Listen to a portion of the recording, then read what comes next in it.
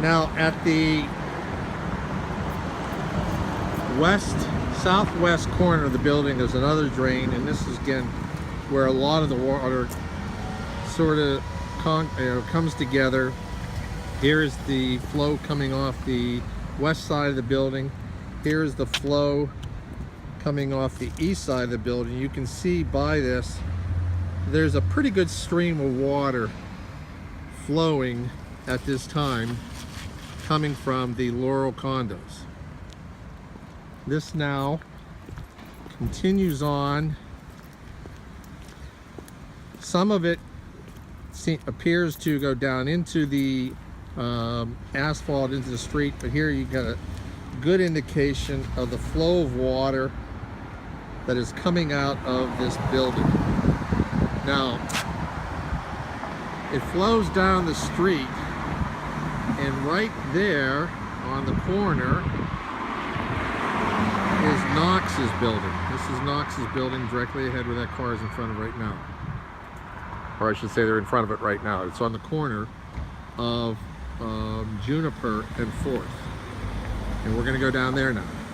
Okay, so we're looking up the street at the Laurel Bay condos. It's up there. The water is coming down the street. And you can see by the vegetation that is growing in the curb as a result of the irrigation it receives. But there's a good picture of the amount of water that is flowing through this area here. So the water comes down and it tends to pool then along the street here. Some of it again is draining, appears to be draining down into the cracks in the street. And you can see the amount of water that is pooled in the intersection of the street. This is directly across from Knox's building, which is located right there. And this corner of the building, 2 levels down, is where the water is coming into the building. Okay, now we're in the basement of Knox's building, and you can see this is that corner of that wall directly up, that's 2 floors below street level at the corner of Laurel and 4th, and you can see this is where the water is coming into the building. The water is coming up between the foundation and the slab of the building. It is also coming out of these these drain pipes in the wall that's been connected by ServPro to drain off some of the water. But even still, you can see there's a lot of water that continues to flow into this building.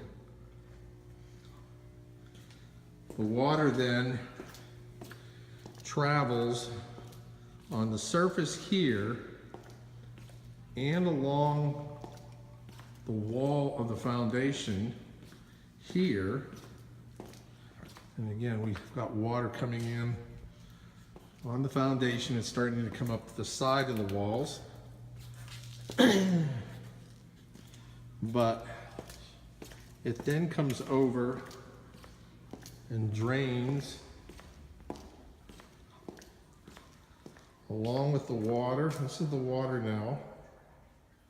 Trying to get a shot where you get some perspective of the flow. You can see the flow. The water is pretty much consistent with the flow that's coming down the street. The water then comes over to a sump pump and then periodically is pumped up to the street.